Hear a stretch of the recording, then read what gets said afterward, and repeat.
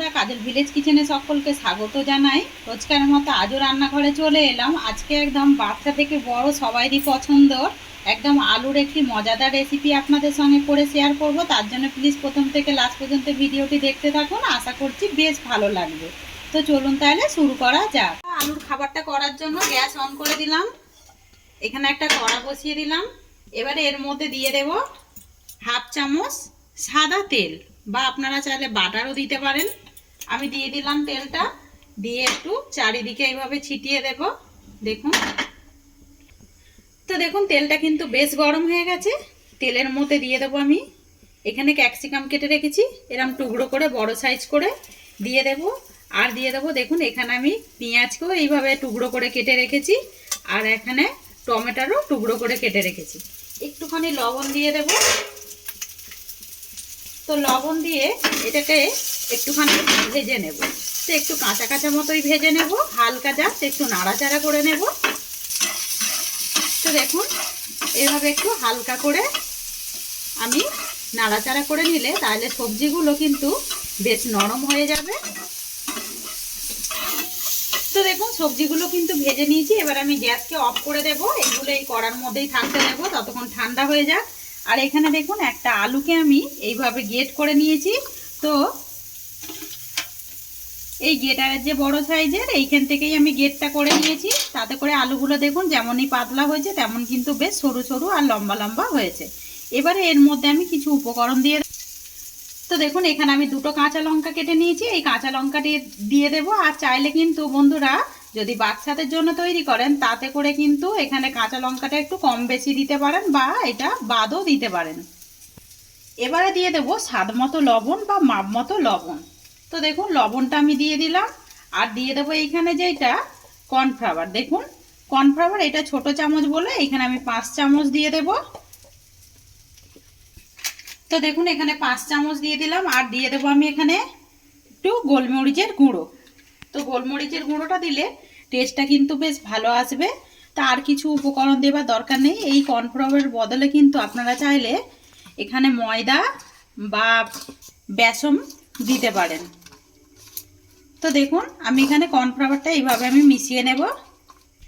তো দেখুন সমস্ত উপকরণগুলো মিশিয়ে নিলাম। এইটা এবার আমি 2 মিনিটের জন্য ঢাকা দিয়ে দেব। তো 2 মিনিট পর ফিরে এলাম। দেখুন ব্যাটারটা কত আলু থেকে জল বেরিয়ে গেছে লবণ দেওয়ার কারণে। এবারে অপর দিকে দেখুন আবার আমি গ্যাস অন করে দেব। তো এখানে ওই কড়াটাই আমি তাওয়াটা গরম হতে বসিয়ে দিলাম। তাওয়ার মধ্যে দিয়ে দেব আমি 1 চামচ সাদা তেল। তো দেখুন দিয়ে দিলাম 1 চামচ সাদা তেল। এবারে এই তেলটাকে একটু তাওয়া মানে এই কড়ার চারিদিকে এইভাবে একটু ছিটিয়ে দেব। তেল কিন্তু বেশ গরম হয়ে গেছে। এই সময় আমি গ্যাসটাকে আস্তে করে দেব, দিয়ে এই ব্যাটারটা যে করে রেখেছি এই ব্যাটারটাকে আমি মানে এই আলুর মিশ্রণটাকে এর মধ্যে দিয়ে দেব। তো অর্ধেকটাই দিয়ে দেব।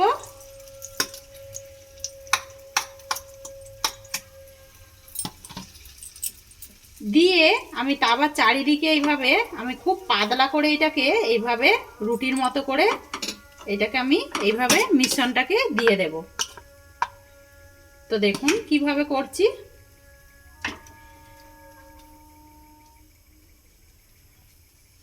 তো দেখুন আমি আলুর মিশ্রণটাকে দিয়ে দিলাম। এবার ওপর থেকে একটু ধনেপাতা দিয়ে দেবো এইভাবে।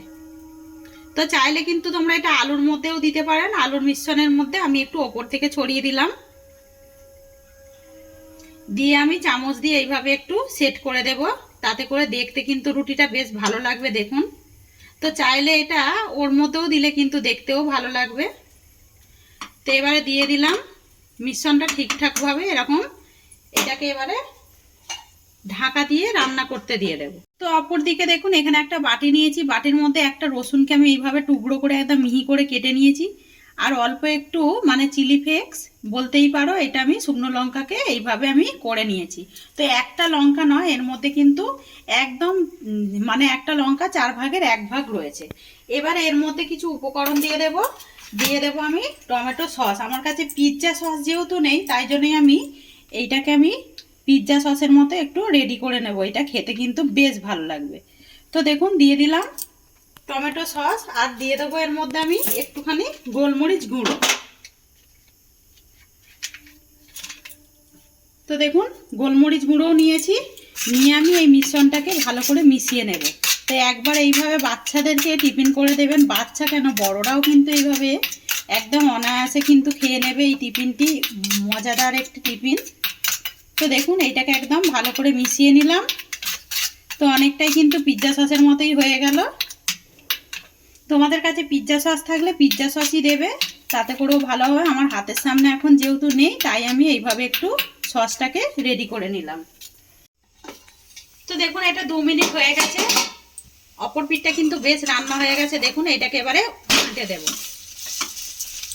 তো দেখুন কত সুন্দর আলুর খাবারটা হচ্ছে। দেখুন আলু দিয়েও কিন্তু মজাদার এরকম একটা খাবার রেডি করে দিতে পারি আমরা সন্ধ্যাবেলায়। আবার আমি এটাকে ঢাকা দিয়ে দেব, যাতে করে আলুটা কিন্তু ভালোভাবে সিদ্ধ হয়ে যায়।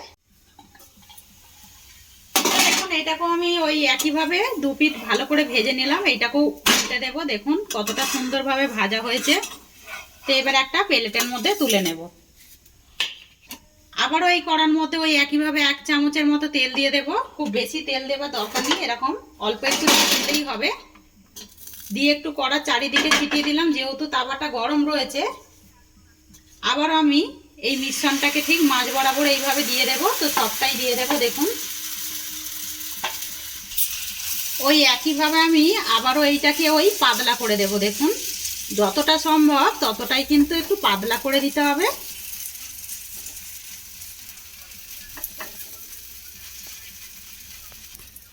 তো দেখুন এখানে কিন্তু এইটাকেও আমি ওই একইভাবে দিয়ে দিলাম।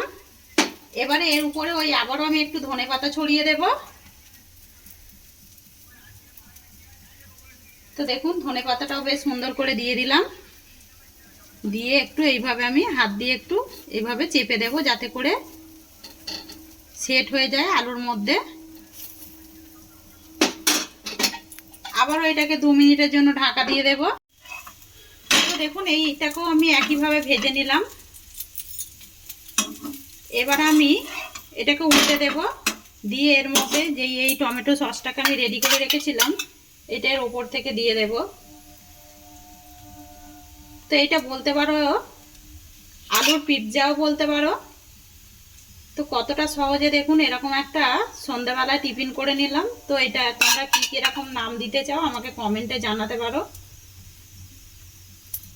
এরকম মুখরোচক খাবার রেসিপি আমার কাছে নিত্য নতুন রয়েছে। যদি পাশে থাকা বেল আইকনটি প্রেস করে রাখবেন, সবার আগে কিন্তু এরকম তো ভিডিও আপনাদের কাছে চলে যাবে। তো দেখুন আমি দিয়ে দিলাম। এবারে আমি এর মধ্যে দিয়ে দেব চিজ নিয়েছি। দেখুন এখানে তো এই পাতা চিজ আমি এর মধ্যে টুকরো করে করে এইভাবে দিয়ে দেব। আগে একটু টুকরো করে দেব। ওপর থেকে আমি যেই টমেটো পেঁয়াজ ক্যাপসিকাম ভেজে রেখেছিলাম এইভাবে আমি সাজিয়ে দেব সুন্দর করে।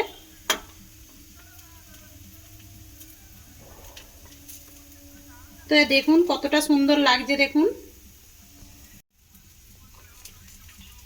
তো দেখুন দেখতে কতটা সুন্দর লাগছে টিফিনটা।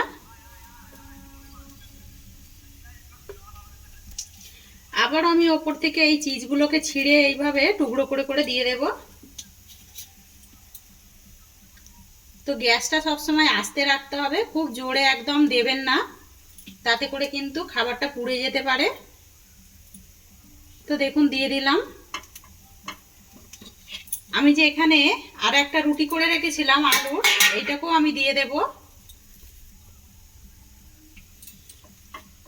দিয়ে এইভাবে একটু হাত দিয়ে একটু এইভাবে চেপে দেব। আমি এটাকে আবারও ঢাকা দিয়ে দেব যতক্ষণ না এটা মানে তো চিজটা যতক্ষণ না ভালোভাবে গলতে শুরু করে ততক্ষণ অবধি ঢাকা দেওয়া থাকবে। তো দেখুন একেবারে কিন্তু খাবারটা রেডি হয়ে গেছে। আর দেখুন কতটা ফুলেছে। দেখুন যেহেতু এর মধ্যে চিজ রয়েছে তাই জন্য কিন্তু খুব সুন্দরভাবে ফুলেছে। এবারে এটাকে আমি একটা প্লেটের মধ্যে নামিয়ে নেব।